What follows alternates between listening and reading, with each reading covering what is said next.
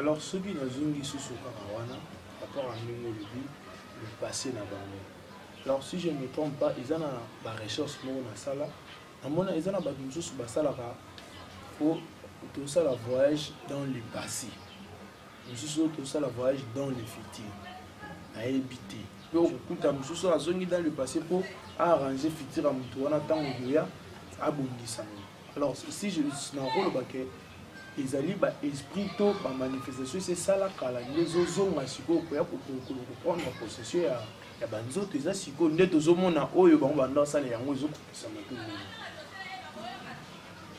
ndeko na c'est ça la différence entre biso na nzambe mutu nyonso abotamaka sur base d'une mission. Donc, azali na mission quelconque oya yela kanango na kati ya mokilo oyo boye. Pour que mutuana a exercer mission, azali koya comporter corps physique oyo tozali nango. Et azali koya comporter corps physique oyo tozali nango, c'est-à-dire que molimu na ye, âme na ye, esika oyo ezalaki eye porter, eye porter yango et permettre que asalani a exercer nombre de missions oyo akozala nango ici bas. Mais elle azali ko exercer, azali ko porter pouvoir oyo ko permettre yete lisusu ke a reconnaître passé na ye ke ngai na passé nanga nazalaka soki mokonzi ou bien na passé nanga nazalaka soki mwana mobali ou bien nani te et permettre que non abanda ko exprimer ou abanda ko exploiter mission oyo azali nango ici bas. Mais il y a pouvoir nyonso na nzambe atikati na biso muto akoki ko exercer pouvoir o wana sur base ya kolinga ko komiyeba ke ngai nazanan. C'est la question de tous les jours. Atayo okoki ko s'exercer tous les jours. Obanda komito na kake nazalinan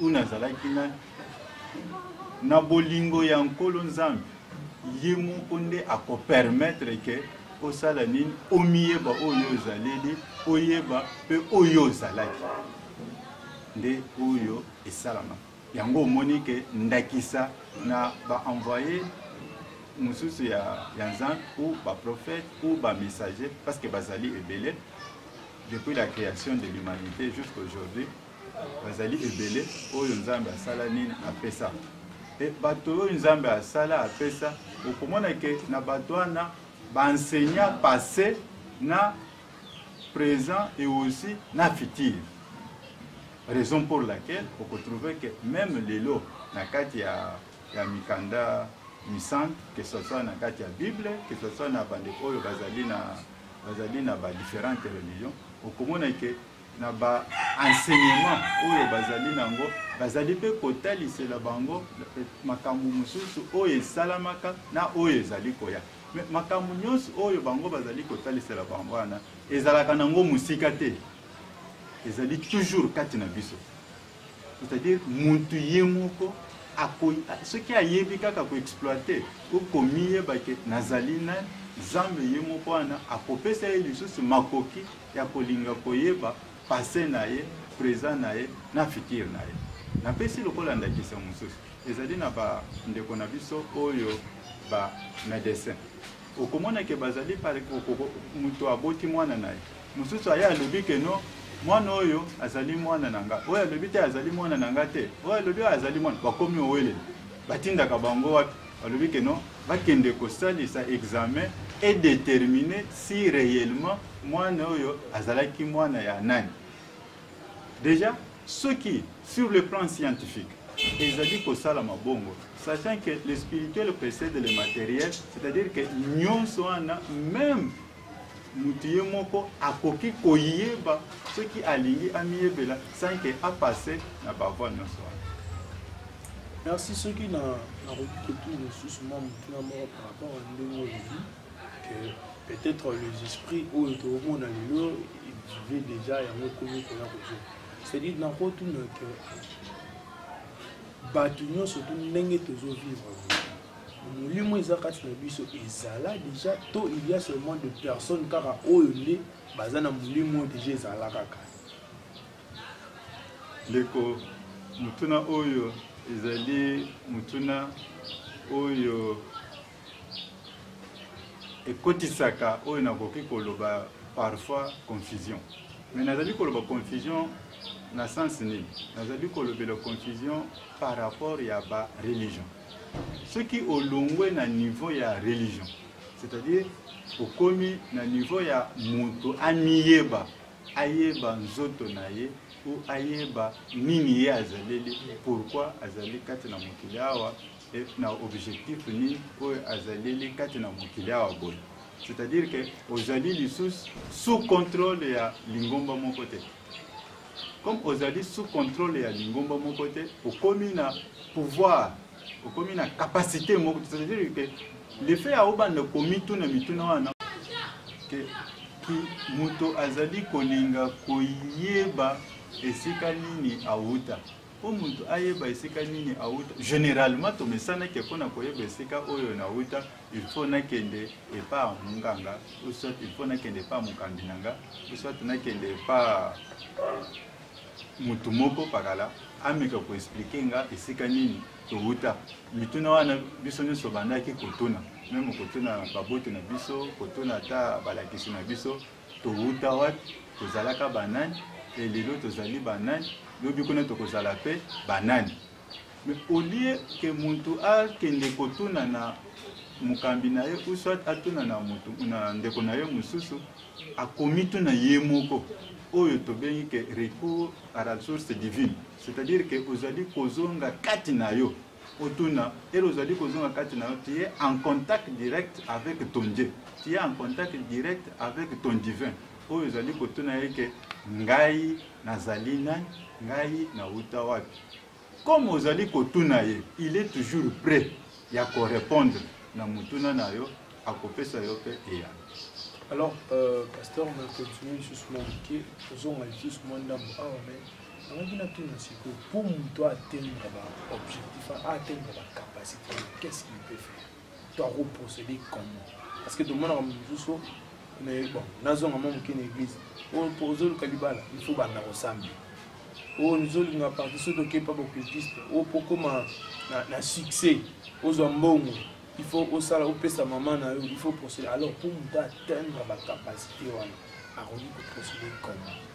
Oui, pour que nous atteindre la capacité, nous sommes ezali na volet mibale.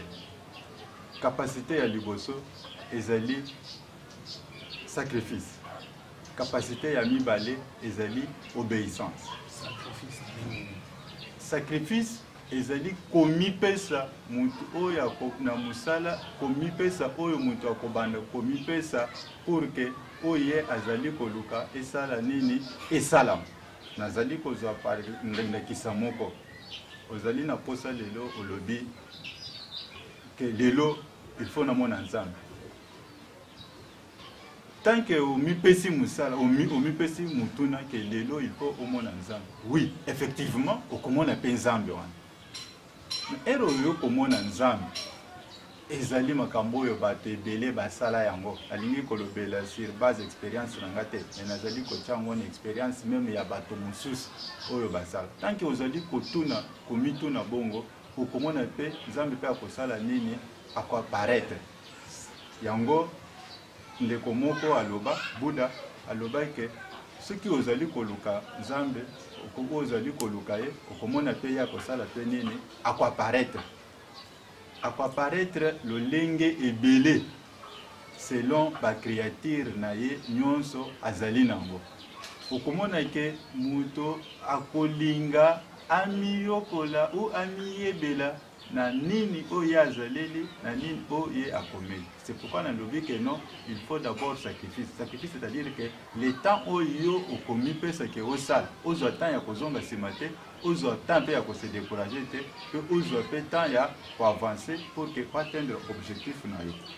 Na obéissance. Obéissance ezali lié na écoute. Tant que muntu azali kosala elo akolinga kozwa directive. soki azwi directive wana yango akosala nini akosalela yango. Nazali kopesa ndakisa oyo ya biso bana ya Nzambe. Soki tolingi kosala par exemple eloko ou tozali na 10 commandements oyo ya Moïse. Na 10 commandements ya Moïse Kristo aye ko synthétiser yango alonzi 10 commandements nyonso wana akomisa yango lokola 2 commandements oyo ezali amour envers son Dieu et amour envers soi-même. Ezali amour envers soi-même, c'est-à-dire que oyo nyonso yo kolinga kosala il faut oyo.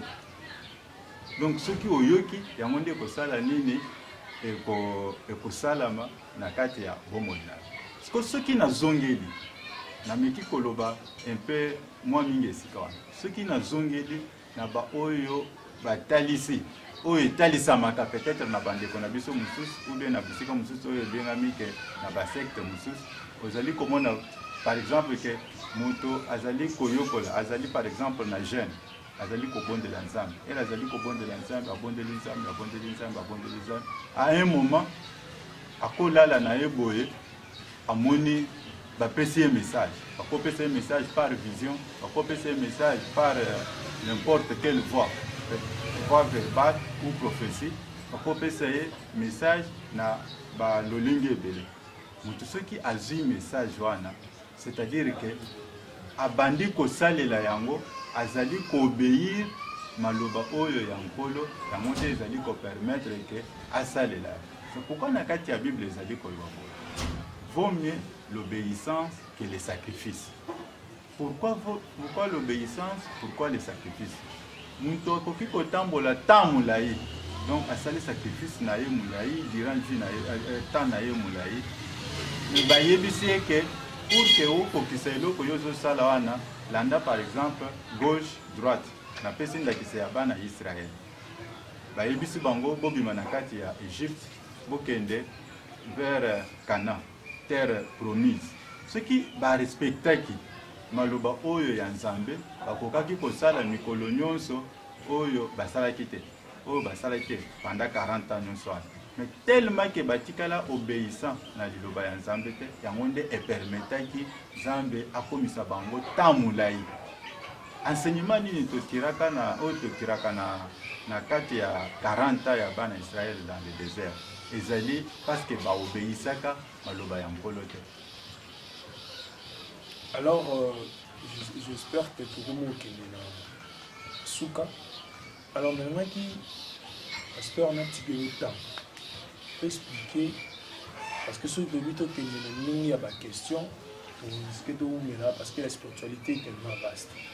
Alors nous avons un petit peu de temps pour expliquer la réalité de ce que nous avons comme nous ça les marana spiritualité nous demandons attendre juste batamaboma ndengi nani akoma kaliboma batutomona o lelo poza succès net ndeko moko uchukolo bakero o mata yakaka ngana fula yo kaka soki na fulu yo kaka boye silo mati neti bandeko wana basalaka nini mpe ezalaka nini atikilo komata na expliquer la vidéo.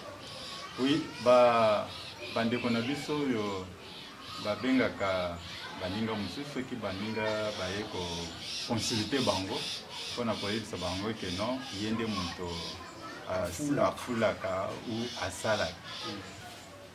Biso tolobaka boye moto afulaka te, moto pe asalaka te, mais nous sommes juste des messagers, tozali juste bacanal na sens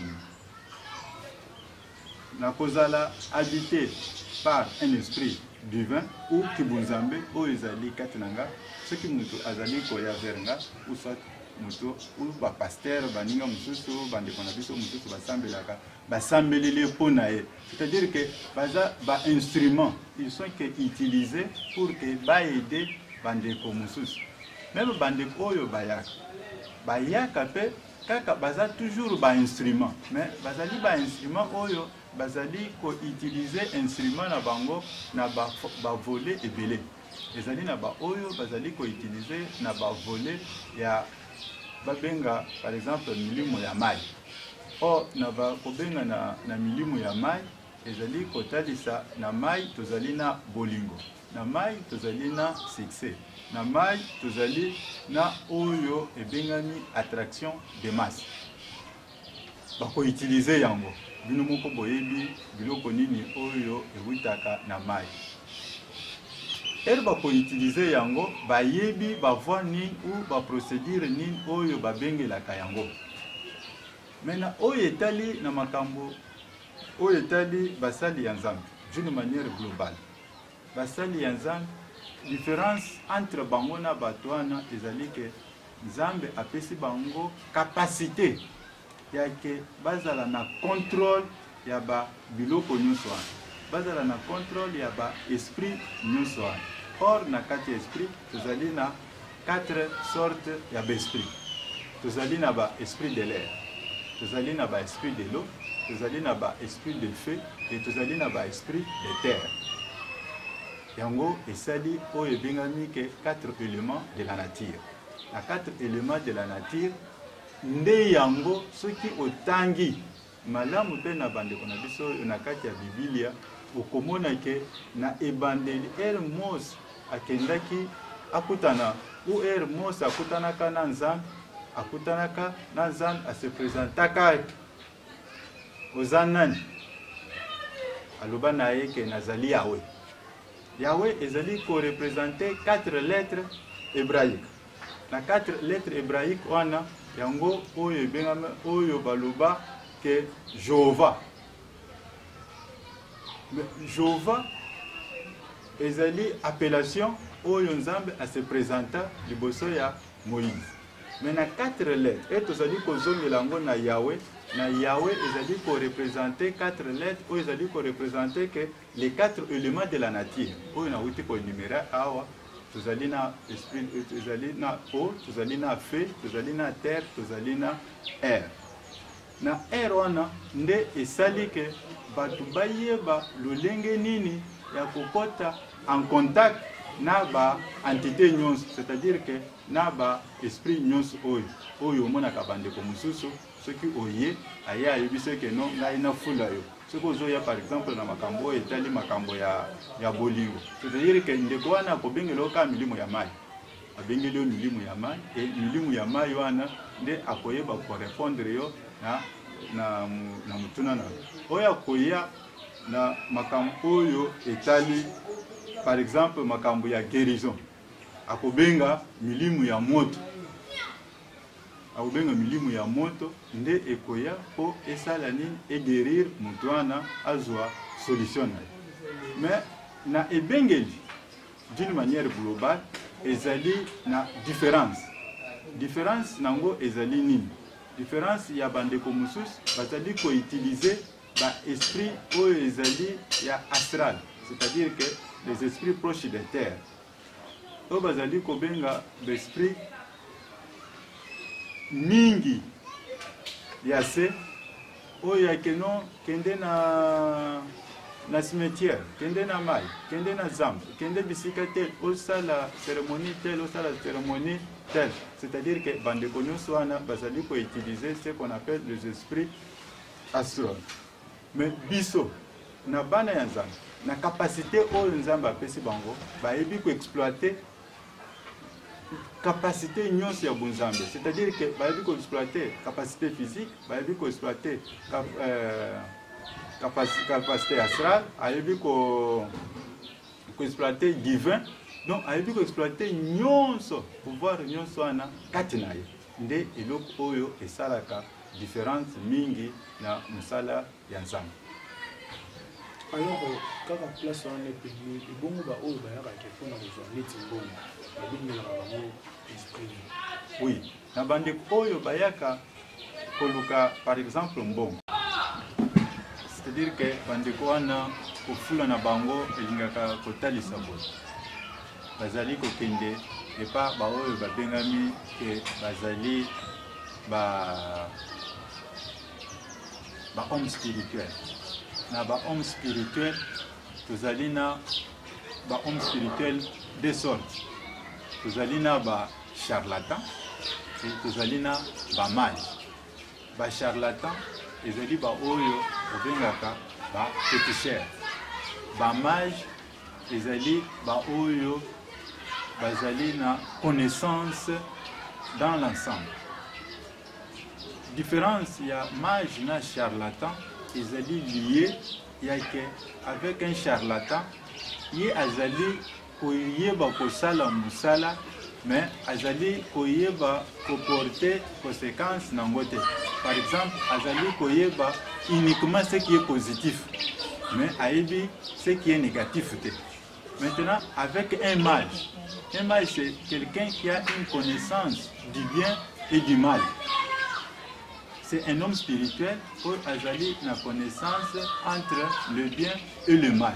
C'est ça un peu la grande différence où il azali exister entre le féticheur ou le charlatan et un mage. Généralement, ningi bakendaka na ba oyo babengi bazali bakinde monaka ke ebele balingaka ko se masquer na kombo oyo bingami ke nazali homme spirituel. Donc, c'est-à-dire que azali na connaissance sur la spiritualité. Et azali kokende akutani na oyo homme spirituel na ye ke asalelanga eloko moko pakala pour que nazala par exemple pour un succès. Ndakise ya bande kona biso ba musicien pour un succès oyo kolinga ke no azala peut-être que batu balandaka ye ebele oyo tobengaka ke l'attraction de masse. Ndekwana akosala formule oyo esengeli ke asepelisa moningo wana. Mais la différence est quoi? La différence est liée par rapport à apport oyo ezali kopesa mbele. Ce qui ezali apport na côté ya spiritisme ou côté ya ba charlatan ou bien na ba féticheur bakoyebisa yo que pour que nasala musala oyo ou to sala musala oyo zolinga bapesa yo esprit songolo yo ozo esprit wana osala nini o travailler nango. Ça généralement ndenge ezalela mutu oyo akosala ni akosepela ke a travailler na esprit wana era kolinga ke a travailler na esprit wana, c'est-à-dire que a se confier ezali lokola ndako se confier que ngana zala na kati ya ndako oyo ero se confier que ozala na ndako oyo nde permettre yo obanda kosala ni ko exécuter makambo ya ndako wana oyo kosala ke eyebisa yo osala. Ce qui ndako wana obabengelaki ce qui ezali ndako oyo pour que etambola esengaka makila, c'est-à-dire que il faut que sacrifice et salam Mutwana azali obligé à honorer engagement yandako wana pour que objectif nae ezala nini ezala atteint. Mususu bakoyebisa que non pour que ngai na marché malamu esengeli que non ozala en communication ou soit en contact na esprit par exemple ko ezali kosenga makambo ya mai. Comme mutu oyo keye pa na ye azali na capacité ya ko supporter charge na yo te yango nde azali kozwa yo atie yo en contact na esprit oyo ye asalelaka. Ko esprit wana osali nini okomi na engagement na bango. Maintenant la plus grande différence entre le spiritisme et le mage ezali que avec un mage, c'est-à-dire il te prend en charge, il n'a pas besoin que yo ndenge ozali wana exécuter musala moko boy. Tant que oyebisi ye azui yo en charge à utiliser pouvoir spirituel, capacité spirituelle na ye et asalelio o esengeli kosala et omoni ozui eyano. Mais na bato oyo balingaka azui eyano akolinga kokende lumbango comme tellement que ayebite akolinga kokende lumbango na esika oyo bakotalisa ye esika akomi bongo yango ndo mona ke bandeko mususu aya kokoma inconsciemment à se retrouver que asali sacrifice na kati ya famille na ye, inconsciemment asali sacrifice na baninga na ye. Parce que mes écoles disent que nous avons bilamba oil, sala eloko tel, kendo kabol. Ozi biloko wana erozo kende ko kabola bol. Yo pekat na oyo bite ke erozo kende ko kabola, ezali pour que y apporter négativité na batute. Nous monika ko kaboli boyo, otie mu Congo après quelques mikolo, oki que non, batwana basala ke nini bato batikalaki kokufa. C'est-à-dire que osakrifie bato wana et milimo ya bato wana ekomi sous contrôle ya bantité oyo eza nango et milimo wana nde ezali kopermettre ke oexécute succès na yo sur une durée bien déterminée. Et ce qui est sûr, parce que bazali na pouvoir te ya kotikala na milimo wana pendant un certain moment ou d'éternité, c'est Dieu lui-même. Yango bakwa koyebi biso ke osala lisusu o renouveler engagement oyo ezali. C'est ça au moins différence nini oyo ezali entre ba mage, entre ba mage ba féticheur ou encore ba charlatan. Alors merci vraiment pasteur. J'espère que tu communes à ce qu'a émission de Bisso. Alors pour Isaki juste partie dans mon tournoi de la spiritualité est tellement vaste. Aujourd'hui, tu as continuer dans l'eau. Peut-être que tu as reçu l'émission il y a 24 heures. Alors tu as pasteur Azawana, il est disposé à éclaircir Bisso dans ma campagne. Peut-être que les Alara ignorant. Alors, pour aller l'eau, l'émission de Bisso est Souka Awa. Je ne sais pas, pasteur, ceux qui osent en moi, les Camerounais, Souka Awa, qui est un message pour les Camerounais, comme ça, pour y avoir fin à la l'émission de Bisso. Oui, mais ça, je n'ai pas de Nzambe, ezali ke tolongola kobanga kati na biso. Esika nyonso ozali kosangana, ozala musulman, ozala chrétien, ozala bouddhiste, ozala hindouiste, tolongola kobanga kati na biso. Eloko oyo ezali kosangisa biso na nkolo ou ye moko azali kolinga tozala ezali oyo ebengami bolingo, amour. Il n'y a qu'un seul amour. Oyo azali na amour ayebi comment exploiter la capacité naturelle et divine oyo ezali kati na ye. Azali na posa te ya kokende ni gauche ni droite. Et puis mutu oyo azali na amour akolinga koyeba kosalela ndeko na ye mabe te, akolinga pe kondima pe kosakrifie moninga na ye te. Mutu azali na amour akondima kose sacrifier bomoi na ye pona bolingo pona bien-être ya bato mosusu. Sacrifice oyo nazali koloba kaka sacrifice suprême te oyo ebengami liwa te, mais sacrifice à tout niveau, c'est-à-dire bolingo oyeba koexploite yango mpe kosalela yango na lolenge malamu. Napesi bino merci mingi bino baoyo nyonso bozali oyo bokolanda biso et tozali ouvert à n'importe quelle question pour que topesa lumière entre bana ya Nzambe na bandeko oyo ya kamususi. Biso nyonso tozali bana ya Nzambe, mais Satana andima kolinga kokabola biso mpona kotalisa ke baoyo bazali ya ye baoyo bazali ya Nzambe. Mais biso nyonso tozali bikelamu ya Nzambe, tozali bana ya Nzambe.